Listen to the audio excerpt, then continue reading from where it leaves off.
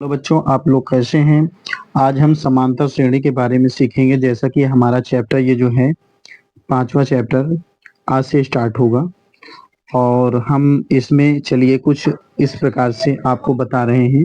ये एक हमारे पास ये समांतर श्रेणी, जहाँ पर एक ये हेडिंग आपको दिख रही होगी, इस जगह पर समांतर श्रेणी क्या लिखा हुआ है, संख्याओं की निम्नलिखित सूचियों पर विचार कीजिए। तो आप लोगों को विचार करना। चलिए हम देखते हैं यहाँ पर क्या लिखा है। हमारे पास ये लिखा है 1, फिर 2 है, 3, 4, तो आगे हमें क्या लिखना है 5, और इसके आगे और क्या आएगा 6। तो हमने इसमें क्या देखा कि जो हमारा इसका अगला पद जो प्राप्त हो रहा है अपने पिछले पद में एक जोड़ने से प्राप्त हो रहा है। तो यहाँ पर हमने इस प्रकार से देखो, यहाँ पर दिखा रहे हैं आपको क्या लिखा हुआ है। इसका जो आंसर आपको हमने बताया, यहाँ पे लिखा है में प्रत्येक पद अपने पिछले पद से एक अधिक है। जो हमारा अगला वाला जो पद होगा अपने पिछले वाले पद से एक अधिक है। चलिए इसमें विचार करते हैं क्या हो रहा है। हम यहाँ पर देख रहे हैं ये हमारा 100 है। अब 100 में हमने कितना यहाँ पर घटाया कि 70 हो गया, तो यहाँ पर 30 घटा रहे हैं। इसी प्रकार 30 और इसमें घटाएंगे तो कितना आ जाएगा 40। 40 में 30 और कम कर दीजिएगा तो आ जाएगा 10। 10 में जैसे ही हम कम करेंगे 30 तो कितना आ जाएगा माइनस का 20। तो यहाँ पर हमने क्या लिखा, में प्रत्येक पद अपने पिछले पद से 30 कम है। जो अगला वाला पद प्राप्त हो रहा है अपने पीछे वाले पद से 30 कम हो रहा है। चलिए अच्छा, इसी प्रकार आप इसमें विचार करेंगे। ये क्या है माइनस का 3। तो आखिर इस माइनस का 3 में कितना और जोड़ दिया जाए कि माइनस का 2 प्राप्त हो जाए। तो यहाँ पर एक जोड़ा जा रहा है। चलिए आपको दिखा भी रहे हैं इसमें।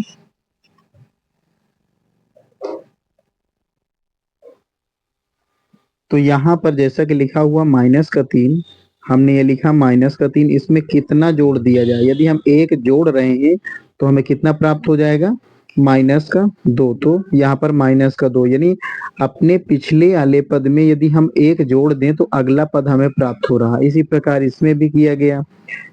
जैसे कि हमारे पास ये लिखा है माइनस का 2 और इसमें हम एक जोड़ देंगे तो कितना प्राप्त हो जाएगा हमारा, यहाँ पर इसको घटाएंगे तो बड़ी संख्या का चिन्ह हमारा रखा जाएगा माइनस का 1। तो ये देखिए माइनस का 1 प्राप्त हो रहा है। तो इसको इसी प्रकार से करते लेके चलेंगे। इसी प्रकार 0 में जब 1 जोड़ेंगे तो कितना प्राप्त हो जाएगा 1 प्राप्त हो जाएगा। तो इसको हमने यहाँ पर दिखा रहे हैं आपको। ये हमारा जो है थर्ड नंबर है। क्या लिखा है, में प्रत्येक पद अपने पिछले पद में एक जोड़ने से प्राप्त होता है।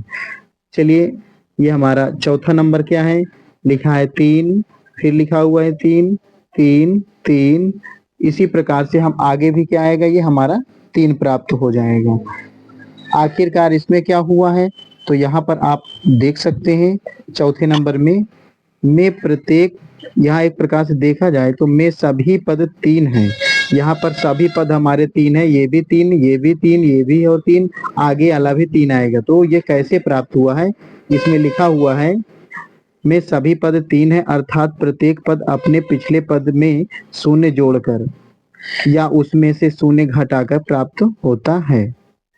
इसी प्रकार आगे वाले क्वेश्चन में देखिए, इसमें क्या आ रहा है माइनस का 1, यहाँ पर लिखा है 0.0।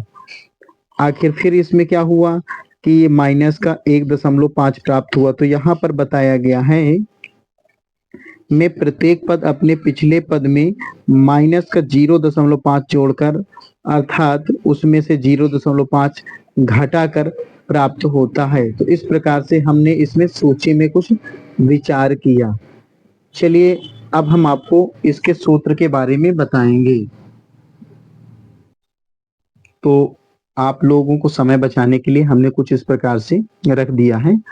तो यहाँ पर हम सीखेंगे एपी का व्यापक रूप। तो यहाँ हम बताना चाहेंगे जो प्रथम पद हमारा जो होगा वो क्या कहलाएगा ए, और ये हमारा सार्वांतर जो होता है उसको हम डी के नाम से जानते हैं।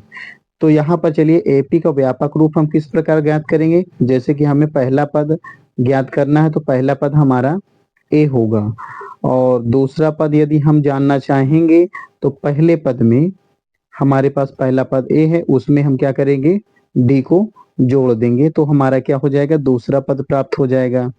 इसी प्रकार हमारे पास तीसरा पद प्राप्त करना, तो हमारे पास ये क्या लिखा हुआ है, ए प्लस डी।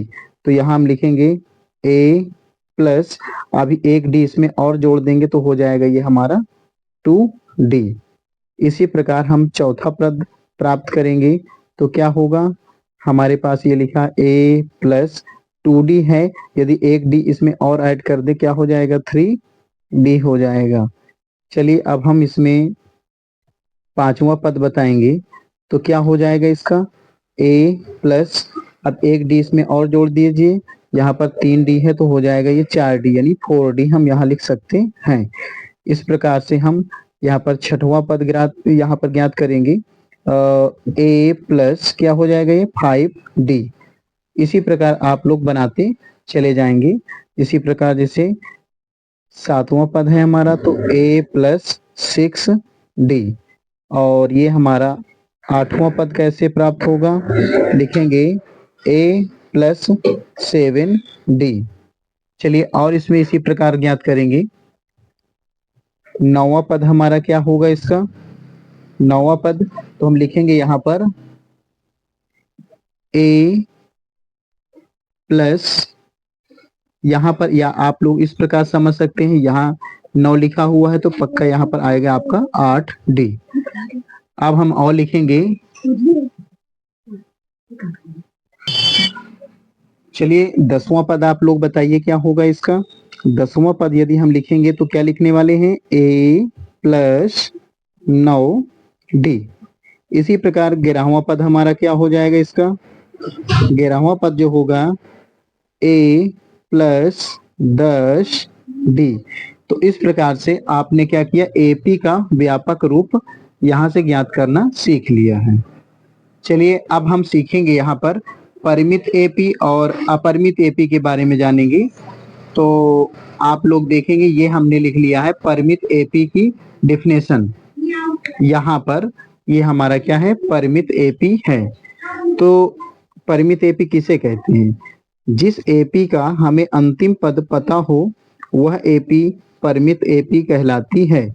जैसे कि हम कोई उदाहरण लेते हैं, यहाँ पर 2 4 6 8 10, तो यहाँ अंतिम पद हमारा क्या है, इसका है 10 है। यदि अंतिम पद हमें पता है तो यह क्या होगा, परिमित एपी कहलाएगा।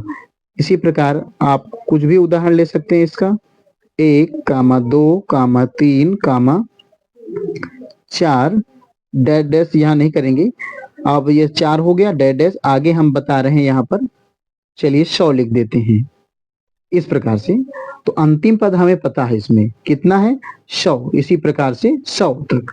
तो अंतिम पद यदि पता है तो ये हमारा क्या होगा, परिमित एपी। यदि हमारे पास इसी प्रकार डैश डैश रखते और 100 न लिखा जाता तो क्या हो जाता, ये अपरिमित एपी कहलाता। जिसका अंतिम पद न पता हो वो अपरिमित एपी, जिसका अंतिम पद पता है वो क्या कहलाएगा, परिमित एपी कहलाएगा। तो ये हमारे दोनों क्या है, परिमित एपी। यहाँ इसका अंतिम पद 10 है और यहाँ पर इसका अंतिम पद क्या है, 100 है। तो इसलिए दोनों ये क्या है, परिमित एपी हैं। चलिए आपको हम बता रहे हैं अपरिमित एपी अब क्या होता है। ये हमारा अपरिमित एपी है। चलिए अपरिमित एपी के बारे में जानेंगे। वह एपी जिसका अंतिम पद ना पता हो वह एपी अपरिमित एपी कहलाती है। जैसे हम यहाँ पर आपको लिख रहे हैं, ए नंबर 1, 2, 3, 4, 5, आगे हम लिख देते हैं इसमें डैश डैश। तो यहाँ पर हमें क्या है, इसका अंतिम पद नहीं पता, तो ये कौन सी एपी होगी, आपकी अपरिमित एपी हो जाएगी। और बी नंबर में हमने जैसे आपको दिया कि 2, 4, 6, 8 डैश डैश, यहाँ पर इसका अंतिम पद तो हमें नहीं पता है, इसलिए यह एपी कौन सी एपी है, अपरिमित एपी है। तो आपने क्या जाना, परिमित एपी क्या होता है और अपरिमित एपी। परिमित एपी में जिसका अंतिम पद पता हो वो परिमित है, और जिसका अंतिम पद ना पता हो वो क्या है, अपरिमित एपी है। चलिए अब हम आपको बताएंगे कुछ उदाहरण के सवाल। तो ये हमारा उदाहरण का पहला क्वेश्चन है। क्या लिखा हुआ है? एपी 3/2 कामा 1/2 माइनस 1/2 कामा माइनस का 3/2 आगे डैश डैश के लिए प्रथम पद ए और सार्वधातुक डी लिखिए। तो आप लोग इसको हल करेंगे किस प्रकार से? यदि हम इसको हल करेंगे तो इसका जो हमारा प्रथम पद होगा, तो ये हमारा प्रथम पद क्या है? ये है, जिसे हम बोलेंगे ए के नाम से जानते हैं प्रथम पद को।